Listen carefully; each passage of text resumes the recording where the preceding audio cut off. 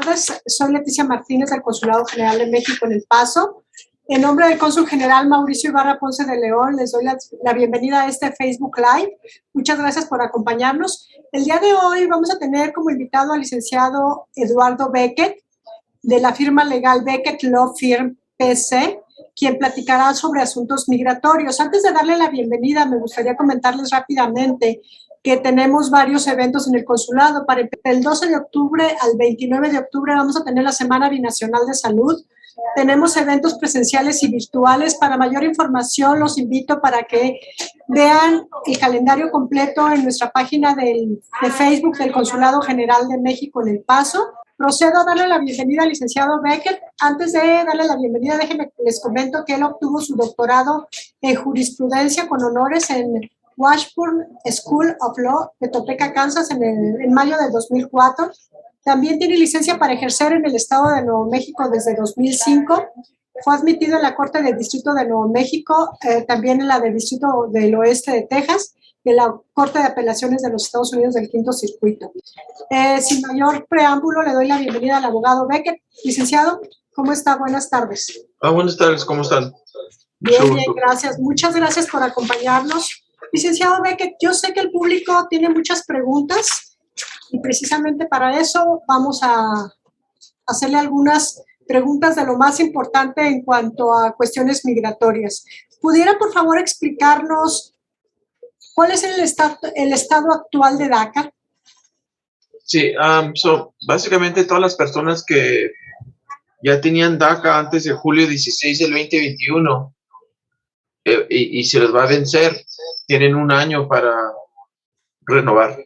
Básicamente no se pueden meter aplicaciones nuevas, pero si ya lo tienen o se les va a vencer y no ha pasado un año, pueden meter su solicitud para renovar. Lo que pasó que la Corte Federal de aquí de Texas básicamente dijo que el programa de DACA fue ilegal, que porque no persiguieron los requisitos de la ley administrativa de inmigración. Pero, perdón que lo interrumpa, me están diciendo que no se escuche.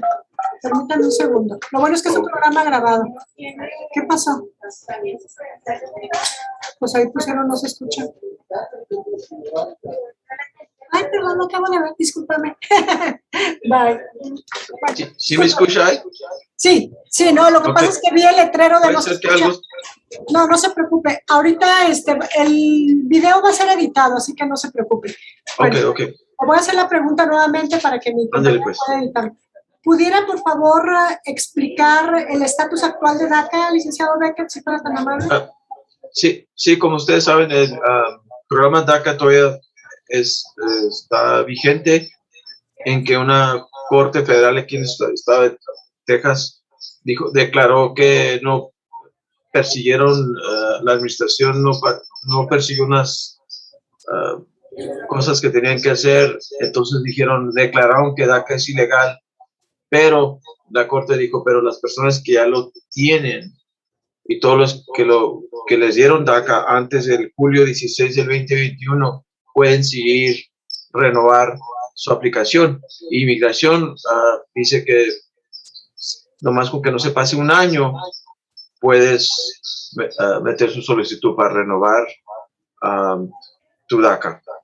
Básicamente el programa todavía existe, nomás no permite jóvenes que por primera vez van a meter esa solicitud. Pero también parece que la administración del presidente Biden actualmente están haciendo una ley para DACA para hacerla más permanente. Como la Corte Federal dijo que cuando pasaron DACA, que no pasó por el proceso de la ley de administración, entonces dicen que en 60 días ya va a estar esa ley. Pienso que a lo mejor para enero las personas que nunca han aplicado a lo mejor van a poder aplicar por la primera vez. Pero ahora, nomás las personas que ya lo tienen y mientras no se ha pasado más de un año, pueden meter su solicitud. Licenciado Beckett, ¿bajo qué condiciones se puede perder DACA? Básicamente, en breve, ¿verdad? Tenías que tener menos de 31 años de junio 15 2012, que llegó a Estados Unidos antes que cumplió los 16 años, que ha vivido aquí desde junio 15, 2007 hasta el presente, y que está físicamente presente en junio 15, 2012, y que no tenía estatus legal en junio 15, 2012, y básicamente que no tengas delitos como que te han agarrado borracho, cosas con drogas, y luego aparte que estás en la escuela o que te saliste de la escuela. O sea, yo he tenido clientes que vinieron de jovencitos para trabajar y no fueron a la escuela. Entonces yo les recomendé a ellos, métase a un programa de GED, y mientras usted pueda enseñar que tiene los otros requisitos y está en la escuela, entonces ellos aplicaron por DACA y se los dieron, ya acabaron la escuela y pueden seguir renovando, pero porque ellos llegaron antes de los 16 años de edad. So, básicamente es para la gente que llegó de niños, pero antes de los 16. O si alguien que llegó a los 17 no califica, o si llegó a los meros 16 ya no califica porque dice antes que cumpliste los 16, más los otros requisitos. ¿Cuál es el costo de las cuotas que se tienen que mandar a USCIS para solicitar el permiso de trabajo? Son 595. Otra vez que vi, puede ser, híjole, no sé si son nos parece que son 495 de expenses, sí. Son 495 porque son 410 por el permiso de trabajo y $85 por los biométricos. Eso es un costo de 495 y le dan un permiso por 2 años. Muy bien. Ahorita que todo está mucho más lento en época de pandemia, aquellas personas que tienen su permiso de trabajo, pero que a lo mejor se les va a vencer en 8 o 9 meses, ¿con cuánto tiempo de anticipación usted sugiere renovarlo? ¿Para DACA o para...? Para DACA, para DACA. Para DACA. Pues sabe que la verdad yo he visto que en DACA, en que inmigración ahorita está bien lento, es cierto, pero con DACA como que les dan prioridad. Ya he visto que si usted lo manda rápido, yo he visto hace poco, menos de 6 meses ya están aprobados. Claro que hay casos donde, si vamos a poner que el joven todo estaba en orden, pero a lo mejor fue arrestado y tiene algo pendiente o se dio culpable de algo, entonces un caso sí se va a tardar más, porque así como te pueden dar DACA, te lo pueden quitar dependiendo de las circunstancias. Hablando de antecedentes penales, ¿qué delitos pueden afectar a un peticionario de DACA para obtener su permiso de trabajo? Básicamente, pues, la ley de inmigración habla de felonías, delitos que le llamamos un crimen en contra de los morales, pero DACA habla de un delito menor significante, y para ellos puede ser un robo, puede ser andar manejando borracho, drogas. ¿Violencia doméstica quizá? No la escuché. ¿Violencia doméstica también estaría incluida? Violencia doméstica, o claramente violencia doméstica está en la lista. Ellos tienen, inmigración tiene una lista de todos los crímenes que ellos le llaman un delito menor significante, y es violencia doméstica, drogas y andar manejando borracho. Ahora hay excepciones que si ya tienes DACA y no quieres que inmigración te la quite, pues si puedes comprobar que hay razones extraordinarias o que deben ser una excepción, se puede pelear eso, pero normalmente dicen que si tienes esos delitos, que automáticamente ya no calificas por el programa. Sí, ese es más estricto que otros programas, porque cualquier cosita te la pueden quitar. No sé. Muchas veces estas personas beneficiarias de DACA a veces tienen emergencias de salir del país. ¿Usted recomienda que los beneficiarios de DACA obtengan permiso para salir del país, lo que le llaman el advance parole? Pues yo pienso que antes que se vino el pandémico y antes que las cortes federales, como el estado de Texas, que dijo que este programa es ilegal, yo pensaba que anteriormente estaba bien.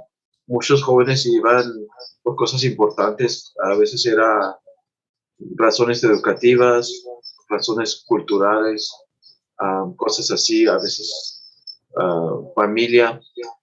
Pero ahorita con el título 42 yo recomendaría que no, porque en que inmigración te puede dar ese permiso y todo está legal, que te dicen, ¿verdad? Puedes ir a México y no debes de tener problemas a regresar.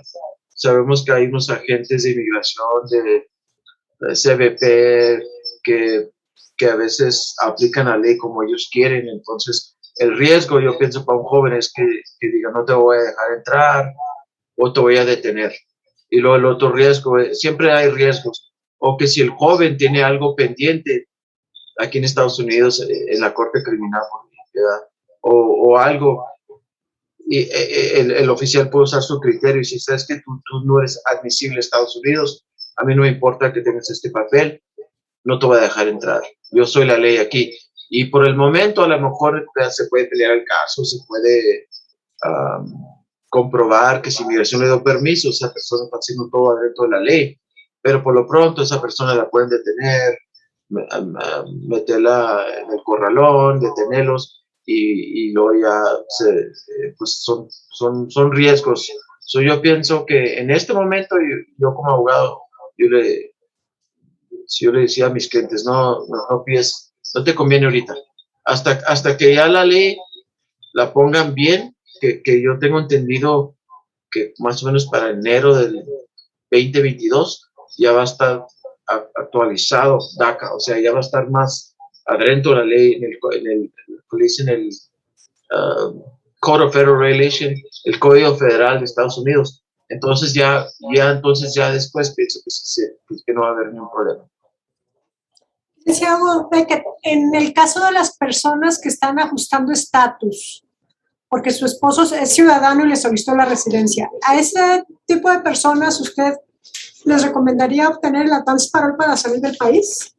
Pues mire, cuando uno mete la aplicación y estás adentro de Estados Unidos y entrates legalmente, ¿verdad? Y tu esposo o tu esposa que es ciudadana te pide, normalmente pues casi la mayoría de los abogados automáticamente llenan las formas para el advance parole porque es gratis y nunca sabe uno si tiene una emergencia, mi mamá está mala, mi papá, no sabe uno qué puede pasar. Pienso que la mayoría de los abogados es lo que hacen, pero yo pienso, por el título 42 y todo, y en que todo es legal, yo pienso que también hay riesgos, y es casi lo mismo que dije de DACA, que si un oficial se quiere portar mal, quiere hacer la ley ahí en violación de la ley federal, y ha pasado, ¿verdad? Que gente que tiene una orden en una corte o tiene papeles legales para entrar y quizás en el aeropuerto o aquí en las aduanas dicen, no, a mí no me importa lo que diga ese papel, yo voy a hacer esto. Ha pasado, entonces ese es el riesgo.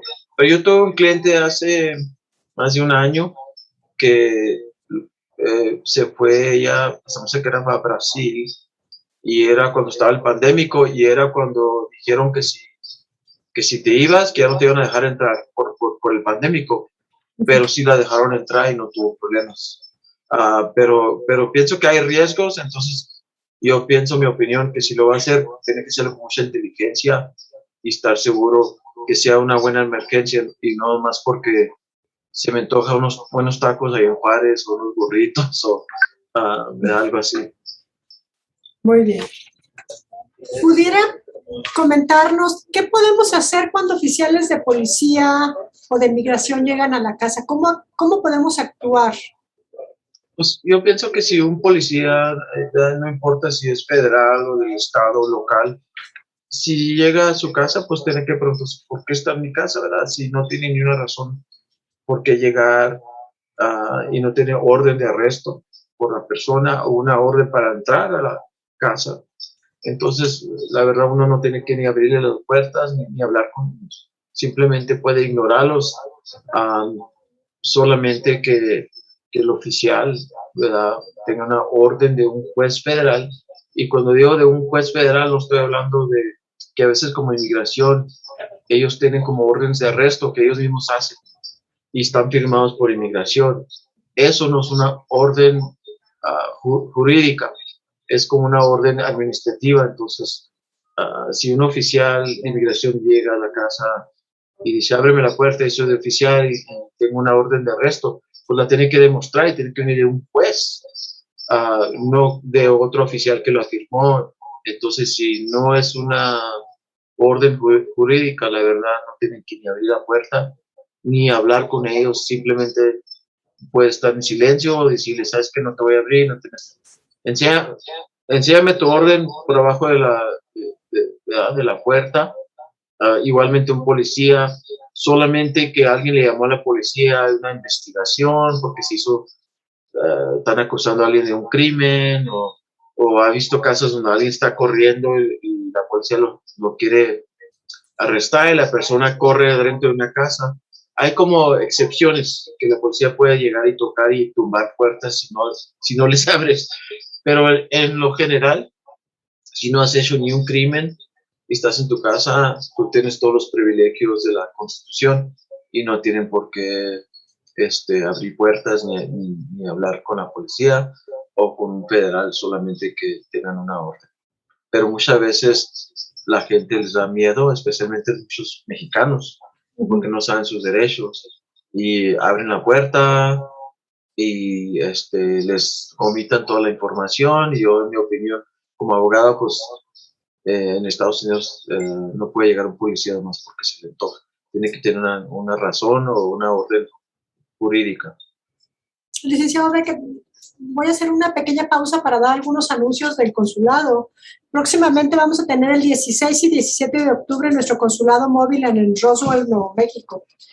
Nos van a acompañar dos organizaciones para dar orientación migratoria. Las organizaciones se llaman Catholic Charities Diocese of Las Cruces y Colonias Development Council.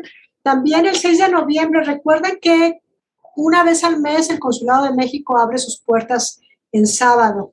La próxima jornada sabatina va a ser el 6 de noviembre. Es importante que tenga conocimiento que para hacer trámites de matrícula consular, pasaporte o bien registrar a su hijo como mexicano, es necesario concertar citas. Si llama desde México, puede llamar al 01800-639-4835. Desde Estados Unidos, el 1877-639-4835.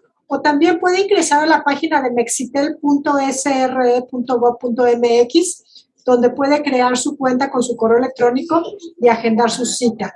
Recuerden que estamos para servirles. En caso de cualquier duda, nos pueden llamar aquí al consulado al 915-747-3234 o 747-3277. Rápidamente les comento que la Secretaría de Relaciones Exteriores tiene un centro de información y asistencia a mexicanos, mejor conocido como CIAM. Este centro atiende las 24 horas, los 365 días del año, para aquellas personas que deseen localizar algún familiar, recuperar sus pertenencias, o si tiene cualquier duda y no sabe qué hacer, o si también desea conocer los eventos que tienen todos los consulados de México en Estados Unidos, puede llamar al CIAM. Los teléfonos para marcar desde Estados Unidos es el 520-623-7874. Si llama desde México es 001-520-623-7874. Licenciado Becker, ¿qué puedo hacer si soy detenido en la calle cuando voy caminando y un oficial se acerca para preguntar mi estatus migratorio? ¿Qué recomienda hacer? Pues, la verdad, un policía o hasta un agente de la policía fronteriza no tiene derecho de pararte si no estás haciendo nada mal. Claro que aquí en la frontera oímos mucho que la policía fronteriza, el Border Patrol, tiene más poder porque estás cerca de la frontera, ¿verdad? Estamos en 100 millas de la frontera, pero de todas maneras, ya estando aquí adentro de Estados Unidos, aquí en El Paso, Texas, caminando, nomás porque se le antoja a un oficial, nomás porque dice, ¿sabes que tú pareces mexicano? Sería ilegal. Entonces, la verdad, se le puede preguntar, oficial, hice un delito, hice algo mal, estoy arrestado. Y si el oficial dice, no, Entonces, pues no quiero hablar contigo y si no me hace, estoy arrestado, ya me voy tarde al trabajo, lo que sea, ¿verdad? O sea, legalmente, ¿verdad? Pero en el mundo real, pues la gente les da miedo y comienzan puede ser también un policía que te cuente mentiras, que sabes que se acaban de meter a una casa y tú pareces como una persona. Entonces, las circunstancias pues son muy específicas, ¿verdad? Pero en general, si estás caminando en la calle y un policía o policía fronteriza, nomás porque sí, usted tiene el derecho de silencio, pero si hay una investigación que dicen, ¿sabes qué? Ahorita cruzaron unas personas y los andamos buscando y la ropa que tú traes es casi todo igual, un pantalón negro, una camisa azul y corbata. Entonces ya ahí, si el policía está haciendo una investigación, puede decir cómo te llamas, puede decir que te identifiques, pero uno también puede identificarse y no tiene que decir soy de México, nací aquí o este es mi estatus, pero si un policía está haciendo una investigación, pues sí se tiene que identificar uno, pero si un policía nomás porque se le antoja o nomás porque dice, no, pues es que tú pareces que acabas de llegar, es como discriminación, entonces no tiene ni una obligación de hablar con el policía o quedarse allí, pero se le puede preguntar con respeto, ¿verdad? Con respeto, señor policía, señor, con todo el respeto, yo sé que te hace su trabajo, pero usted me está deteniendo, legalmente me está deteniendo, estoy arrestado en este momento, y si el policía es derecho, va a decir no, tú te puedes seguir en tu camino. So, en general, esa es la ley en general que la Constitución protege a los ciudadanos de Estados Unidos y los que no son ciudadanos. Ya estando dentro de Estados Unidos, tienen la protección de todos los derechos. De la enmienda número 4, la enmienda número 5, que un policía no te puede nomás decir, sabes que no me gusta como, no me gustan tus lentes, no me gusta cómo te cortaste el pelo y quiero hablar contigo, no, pues sería como ilegal. ¿Qué puede ser una persona que es detenida y es puesta en custodia de ICE? Pero esa persona resulta que tiene una esposa e hijos ciudadanos. ¿Qué recomendaciones le daría? Pues yo siempre le aconsejo a los clientes, mira, si inmigración te arresta por cualquier razón, lo mejor que puedes hacer es decirle al oficial que con todo el respeto no vas a firmar nada, quieres ver un juez y no quieres pedir la salida voluntaria ni la deportación, porque a lo mejor tienes una manera como arreglar y básicamente quedarse en silencio, ¿verdad? Claro, cuando te arrestan te van a quitar tu cartera, te van a quitar tu licencia, tus identificaciones o te van a identificar. Hasta ahí está bien, uno puede decir, ok, me llamo así, vivo aquí, pero ya de ahí lo mejor que puede hacer es no firmar nada y no hablar de más. Donde yo veo los problemas más grandes por muchos mexicanos es que les da miedo y comienzan a dar mucha información y lo malo pues aquí a veces la policía o los federales, cualquier cosa que usted diga lo pueden usar en contra tuya. Sí, entonces, lo ideal es consultar a un abogado o bien ponerse en contacto con el consulado. Oh, claro, también aparte de eso, pienso que deben de tener un plan, ¿verdad? Si estás aquí legalmente, hay gente muchos clientes míos que han tenido aquí 20, 30 años viviendo en Estados Unidos sin papeles, pero deben tener un plan para si me arresta inmigración, qué le va a pasar si tienen hijos menores, ¿verdad? Tener contacto con un abogado, estar listo para pelear el caso. A veces es bueno guardar evidencias que has vivido aquí por muchos años. Si estás casado con ciudadana, pues tener todos los papeles listos, la acta de matrimonio, la acta de la esposa que nació aquí. Y pues sí, yo pienso que no le debe tener miedo a la ley. Uno debe hablarle bien al policía o a la policía con respeto, pero al mismo tiempo tiene que también uno guardar sus derechos. Y entonces, en mi opinión, yo le digo a los clientes, no, es mejor no hablar de más, ni decir mucho, más decir, quiero pelear mi caso, quiero ver un juez, no quiero ser deportado, y luego contactar a un abogado y a la familia para que les ayude. porque no todos van a cualificar, ¿verdad? Porque todavía no sabemos si esa persona entró legalmente, no sabemos si entró ilegal, no sabemos si han sido deportados, no sabemos si tienen... Cada caso es diferente, ¿verdad? Se tiene que hacer un estudio del caso para ver si pueden calificar, porque no nomás porque está uno casado con ciudadana quiere decir que ya se pueden quedar aquí, ¿verdad? Yo digo... Para aquellas personas que nos escuchan, si no saben a quién contratar, recuerden que el Consulado de México está para servirles. Pueden venir aquí con nosotros para darles orientación. También tenemos listas de abogados reconocidos que les pueden dar una orientación migratoria gratuita. Estamos para servirles en el 910 de la Avenida San Antonio. Nos pueden escribir también al correo conepaso@sr.gov.mx o nos pueden llamar al 915-747-3234. Licenciado Beckett, ¿pudiera explicarnos cuáles son los requisitos para que un familiar sea solicitado por su esposo o hijos ciudadanos de los Estados Unidos? Básicamente, ¿verdad?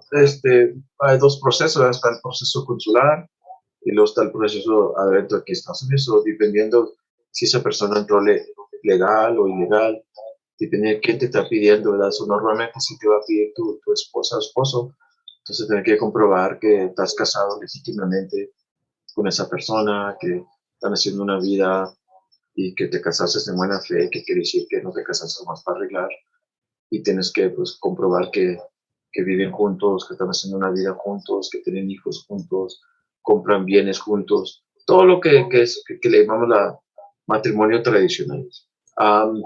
Entonces esa persona, si entró legal, pues la esposa puede pedirlos, ¿verdad?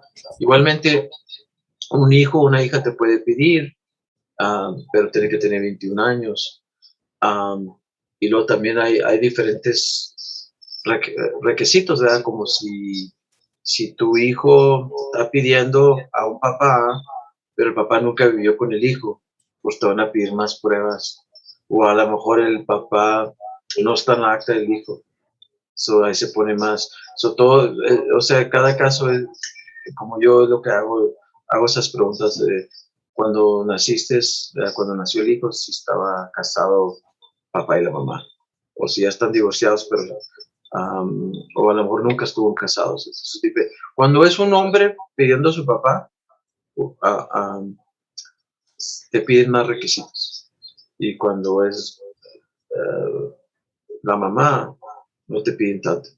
Sí hay poquita discriminación en contra de los hombres, pero es porque le digo, por esas circunstancias que a lo mejor alguien tuvo un niño, pero nunca lo cuidó, nunca le mandó dinero, no convivió con él. Y luego ya a los 21 años después quiere arreglar su inmigración y saber, compruébame que de veras es tu hijo y que convivieron y cosas así. Obviamente tiene que reconocerlo ante el registro civil, ¿verdad? Tiene claro que sí. Su nombre en el acta de nacimiento.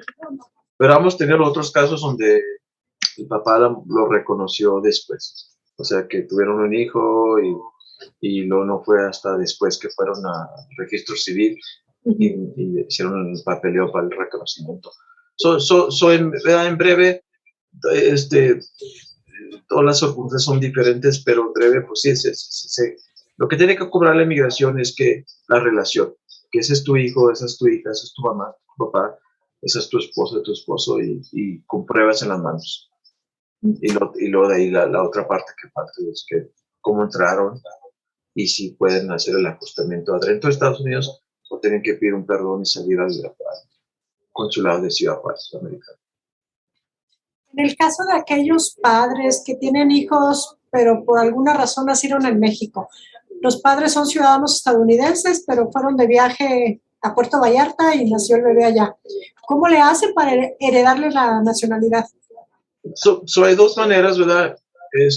Y la ley ahorita, las leyes más nuevas, ¿verdad? A los niños que nacieron en los últimos 10 años, pues es más fácil para el padre, ¿verdad? Tiene dos opciones.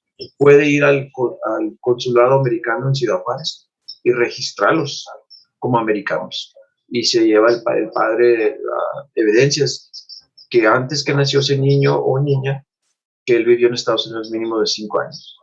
El papá tiene que decir, soy ciudadano americano por nacimiento y yo viví en Estados Unidos mínimo de 5 años, antes que nació mi hijo, mi niña en México, y lleva esas evidencias y le dan un certificado al consulado que se llama en inglés Register Abroad, como registrar a un niño que nació en México, pero es un certificado y eso es como que dice, tu hijo es mexicano por nacimiento, pero es americano porque tú le estás dando la ciudadanía directa.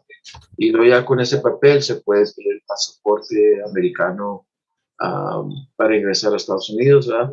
A veces con ese mismo papel, me imagino que inmigración no los va a dejar que entren. Esa es una manera de hacerlo. Y luego también depende, ¿verdad? Si estamos hablando de la ley más antigua, pues se pone más, tienes que comprar 10 años, que el papá vivió más de 10 años, que lo reconoció, que tal, hizo una carta por escrita, una declaración antes que el niño cumplió 18, que lo iba a apoyar hasta los 18 años. Y casi pues nadie hace eso. Eso es algo raro que la ley pide. So, dependiendo cuando naciste, la ley del 52, como hasta el 86, te pide todos los requisitos. Si naciste afuera del matrimonio y tu papá es el ciudadano, te piden 10 años. Pero la ley más nueva nomás te pide 5 y es más flexible. Y luego a veces también depende qué pasa si eres ciudadano, el papá, pero nunca vivió en Estados Unidos. Ha tenido casos así, que alguien nace aquí desde niño y se los llevan para México. Entonces la ley dice que no puedes darle la ciudadanía a tus hijos o hijas porque nunca viviste en Estados Unidos. Para un caso así, entonces tenía que pedirlos con la petición 130 y hacer el ajustamento, y luego el día que les den la residencia, automáticamente les dan la ciudadanía. Entonces, por eso le digo, hay tantas diferentes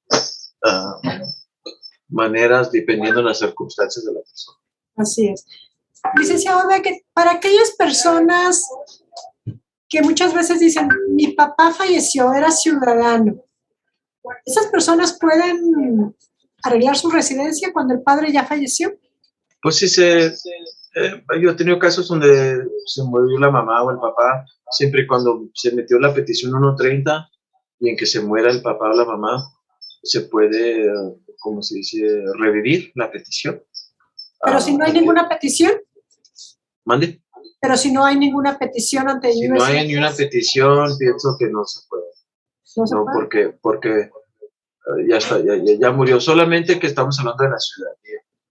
Como verdad que mi abuelo era ciudadano y porque mi abuelo era ciudadano le dio la ciudadanía a mi papá y luego mi papá me la dio a mí. No importa si el papá y el abuelo están muertos, ese niño o niña puede agarrar la ciudadanía directa. Pero en cuestión de si un papá que va a pedir a sus hijos y no alcanzaron la ciudadanía directa y no ser residencia, no pienso que se pueda hacer. Pero estoy hablando de ciudadanos sí, estadounidenses que vivió todo el tiempo aquí, sí, y que resulta que tuvo hijos que nacieron en México, pero nunca le solicitó la residencia. Y ese padre fallece. Alguien me había comentado que creo que, obviamente, cada caso hay que revisarlo. Sí, la verdad yo más sé que se puede renovar una petición 130. He tenido, hace poco tuve un caso de un padre que era residente, mandó a pedir a su hija hace más de 20 años y ya había visa para la hija, pero ya para entonces el papá estaba muerto, falleció, entonces se tuvo que abrir la petición 130 y se alcanzó a arreglar en que el papá estaba fallecido. Pero si nunca metió el papá una petición 130, que yo sepa, no, la verdad no conozco eso. Si es una ley que existe, yo no la conozco. Okay.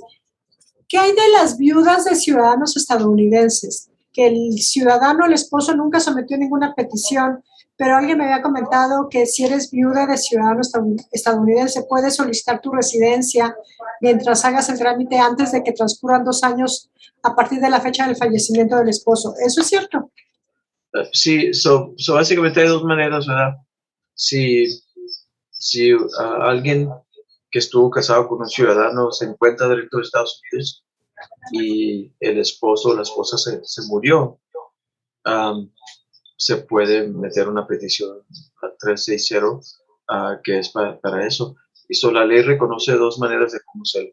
Si ya te iba pedido tu esposo o tu esposa y ya estaba pendiendo la petición 130 y se mueren, se convierte esa en la petición para los viudos, ¿verdad? O viudas.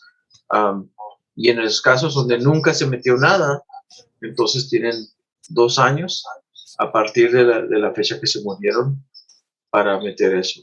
Y luego, como la ley cambió, había una ley especial para los esposos que se murieron antes de octubre 28 de 2009, nomás tenían 2 años a partir de esa fecha, que sería octubre 28 del 2011. Pero ya ya después de eso, como si ahorita alguien me llama y me dice, ¿sabes qué? Estoy casado con mi esposo, pero se murió. Ok. Y tienen 2 años a partir de la muerte para meter esa petición. Si se encuentran adentro de Estados Unidos, pueden meter ese beneficio. Alguien me comentó, díganme usted si es cierto, que esas viudas de ciudadanos pueden solicitar la residencia y además no necesitan patrocinador. Sí, es correcto. Normalmente, ¿verdad? Cuando alguien va a ajustar de tus Estados Unidos, tienes que tener un patrocinador y el patrocinador tiene que comprobar que hace suficiente dinero para mantenerte. Hay excepciones. Una de las excepciones es violencia contra la mujer y otra es para las viudas. Las viudas automáticamente entran en esa ley donde no tienen que tener un patrocinador, y la idea era porque si el esposo o la esposa estaba viviendo, pues se iba mantenido. Entonces la ley dice que ellos pueden no tienen que comprobar que tienen un patrocinador. Es correcto. Sí, señor Becker, muchas personas piensan que por el hecho de vivir aquí en Estados Unidos por más de 10 años, eso es suficiente para, en el caso de que los detenga ICE, puedan solicitar una cancelación de remoción. ¿Usted me puede explicar quién califica para solicitar la cancelación? Sí, claro que sí.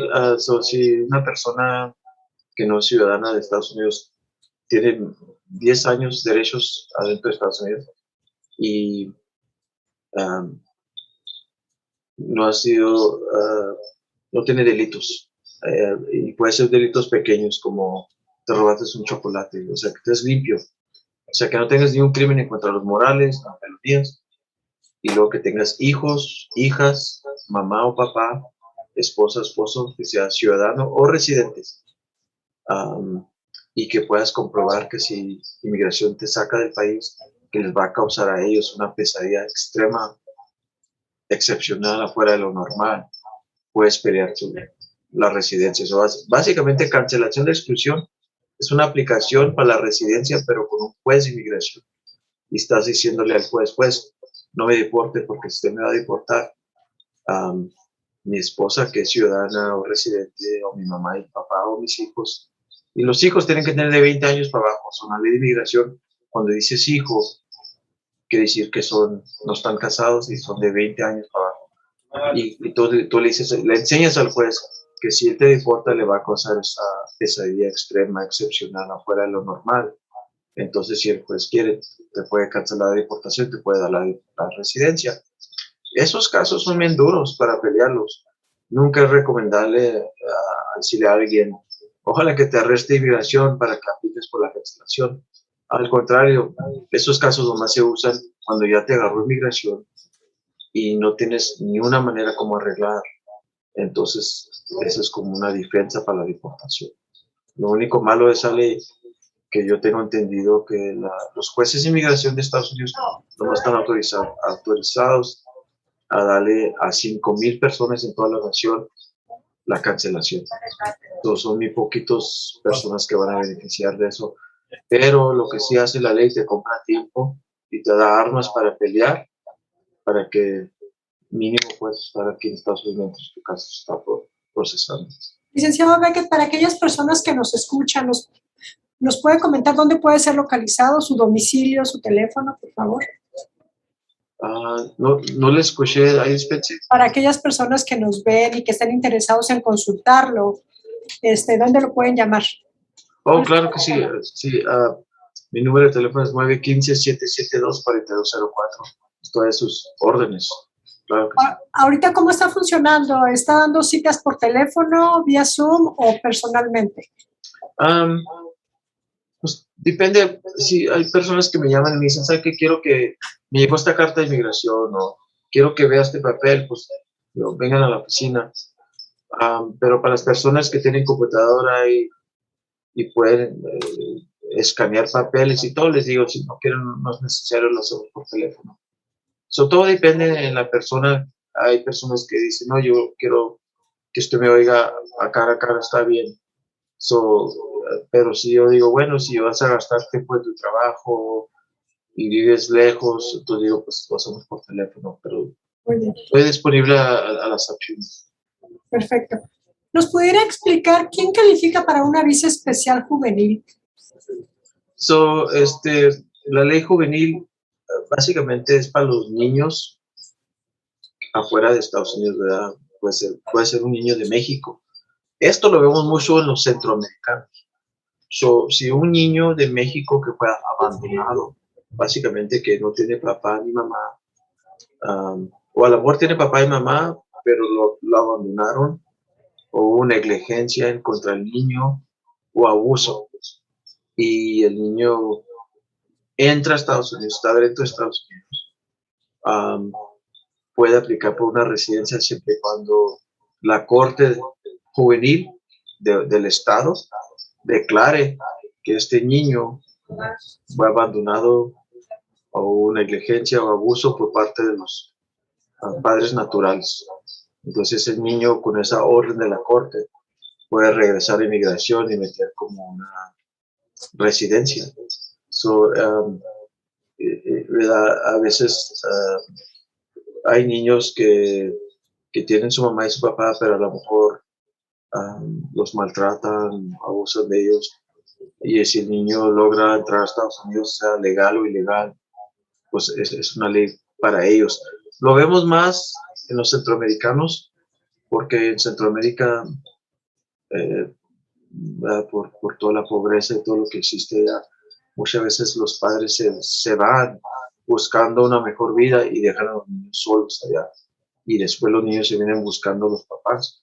Pero la Corte de Estados Unidos eso lo mira como abuso o negligencia, dejar niños pequeños en un país bien peligroso, entonces les da esa oportunidad. Lo único que la ley dice, si te vamos a dar ese beneficio a este joven, ¿verdad? Y cuando digo juvenil, todo esto lo tiene que hacer antes que cumpla el niño 21 años. Este niño recibe ese beneficio, que es una petición también en la forma 360, que es la misma que se usa para VAWA, la misma que se usa para los viudas, y los Special Juvenile Visas también usan esa petición. Después que esa petición está aprobada, primero va por la Corte del Estado y luego Inmigración hace una investigación.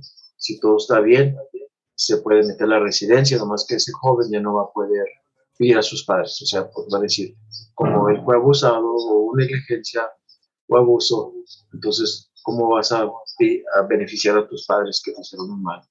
Básicamente esa es la ley juvenil. No vemos muchos mexicanos, pero de vez en cuando sí ha visto yo, ¿verdad? A jóvenes o a veces qué pasa si matan a los padres y luego no hay ni una familia y a lo mejor el niño dice no tenemos nada y se vienen para acá, entonces la ley sí existe. Y hay unos estados que están mejores que otros, como en California, tienen una ley del estado especialmente para esa ley.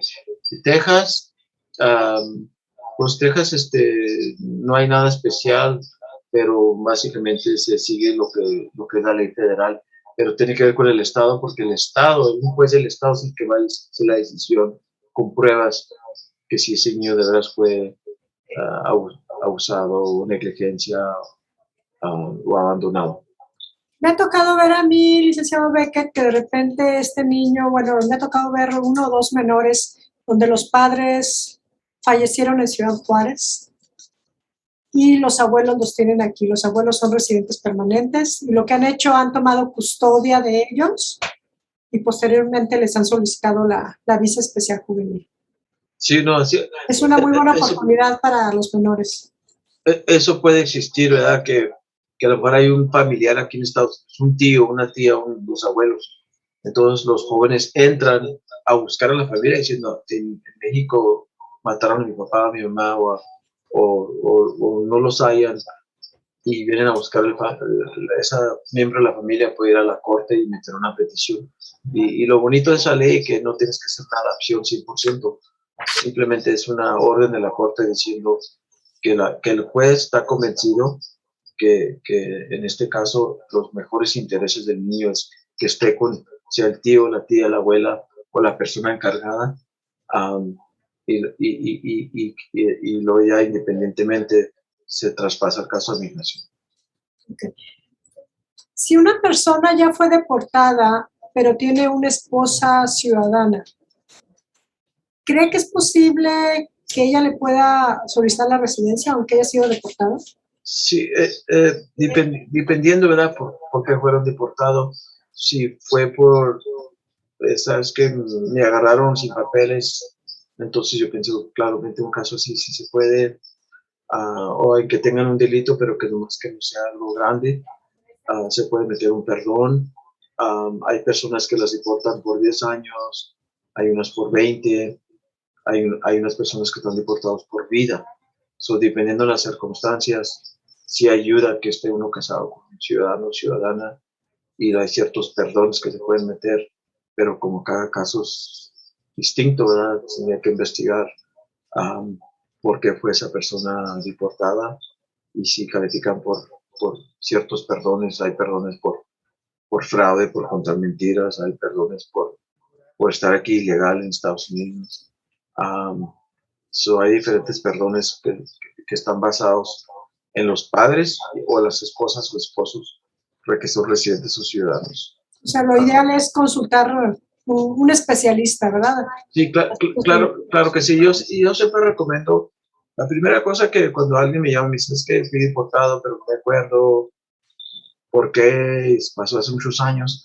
Yo recomiendo, ¿sabes qué? Vamos a mandar a traer tu archivo de migración, es lo mejor. Mandar a traer el archivo y estudiarlo para saber qué fueron los motivos de migración para deportar a esa persona y si tiene oportunidad de regresar.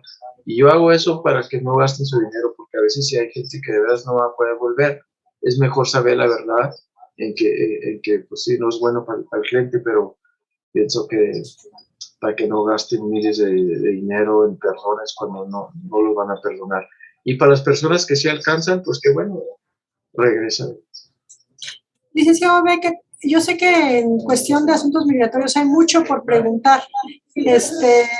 No quiero quitarle mucho su tiempo, nada, me gustaría hacerle algunas preguntas adicionales. ¿Me puede explicar quién se considera víctima del crimen y qué puede pasar con esa persona si obtiene una certificación? Por ejemplo, estamos hablando de las visas VAWA, visa U o visa T. Ok, no le entendí la pregunta. ¿Qué se puede hacer migratoriamente hablando para regularizar nuestra situación migratoria si fui víctima de un delito en este país? Que a lo mejor fui víctima de violencia doméstica y califico para una visa VAWA o quizá una visa U o una visa T. Sí, claro que sí. Sí existen leyes que protegen a las mujeres y a los hombres por violencia doméstica. Y también hay otra ley independientemente para las personas que son víctimas de un crimen. Básicamente, la violencia doméstica, para calificar, pues tienes que estar casado con un residente o un ciudadano de Estados Unidos. Y lo que hubo maltrato. Y también incluye a los niños, ¿verdad? A los niños menores que fueron maltratados por un padre que sea ciudadano o una madre y que a lo mejor el niño nació en otro país, entonces también existe eso en la corte, ¿verdad? Se puede pelear un caso afuera de la corte por violencia doméstica, comprobando que te casaste de buena fe, que hubo un maltrato extremo, sufrimiento. No tiene que ser físico, puede ser mentalmente. Maltrato, ¿verdad? Yo he tenido casos donde el esposo o la esposa ciudadana les dice, ¿sabes qué? Si no haces esto, le va a hablar de migración, y básicamente abusan a la persona, porque como no tienen estatus, los tienen como controlados, y eso es como abuso mental. Eso no tiene que ser físico siempre, ¿verdad? Pero a veces tenemos casos que son físicos y hay que comprobar, pues había un reporte policíaco, por arrestaron al ciudadano o a la ciudadana. Entonces los casos sí pues, son más fuertes. Sí hay eso de violencia doméstica, y luego en la corte, independientemente, puede, si alguien que ha sufrido violencia doméstica también puede pelearlo con un juez. Y lo bonito de esa ley que nos pide que has vivido en Estados Unidos a mínimo de 3 años. Y los otros requisitos casi es igual, es como una cancelación, se llama cancelación bajo VAWA. Eso es casi como el otro, pero la diferencia es que en un caso de VAWA, la persona, la víctima, puede usarse ella o él como el sufrimiento de ellos cuenta. O sea que si ellos pueden decir, si tú me deportas, me voy a sufrir por estas razones. La ley es un poquito más amplia, VAWA, ¿verdad? Entonces, después les puede dar la residencia directamente en un caso de VAWA. Y no hay limitaciones que nomás 5,000 personas. O sea, si el juez le compruebas todo, el juez le puede dar la residencia. Y luego, independientemente acá con inmigración, pues se mete la petición, se mete la primera parte y se hace. Ya que ellos digan, tú has comprobado que has sufrido bajo la violencia doméstica, puedes aplicar por la residencia. Igual la otra visa que usted me pregunta, la visa U, esa es básicamente si has sido víctima de un crimen adentro de Estados Unidos. Yo he visto casos donde han balaceado a alguien, secuestros,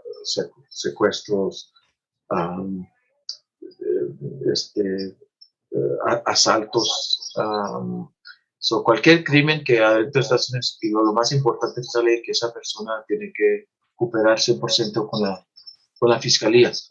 Básicamente, si eres víctima de un crimen, tienes que reportar el crimen y cooperar con la fiscalía. No tienes que tener miedo, ir a la policía, ir a la corte a testificar. Todo lo que te pida el fiscal. No quiere decir que en cada caso va a haber cargos y que se va a llevar a conclusión.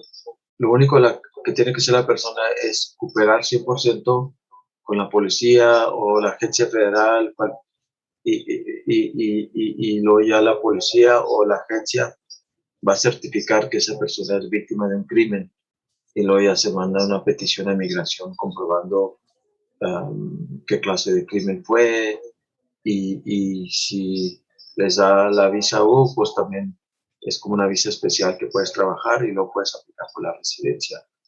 Yo pienso que esas son leyes muy flexibles. La visa U es la más flexible en mi conocimiento, aparte de la visa T, que es para víctimas de tráfico de personas. Te puede perdonar todo. O sea, si entras ilegal, la visa U te perdona. Si a lo mejor te agarraron con papeles falsos, te puede perdonar.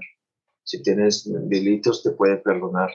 Dependiendo si eres víctima de un crimen, ¿cómo le puedo decir? Como un crimen muy exagerado, entonces es más probable que te pueden perdonar más cosas.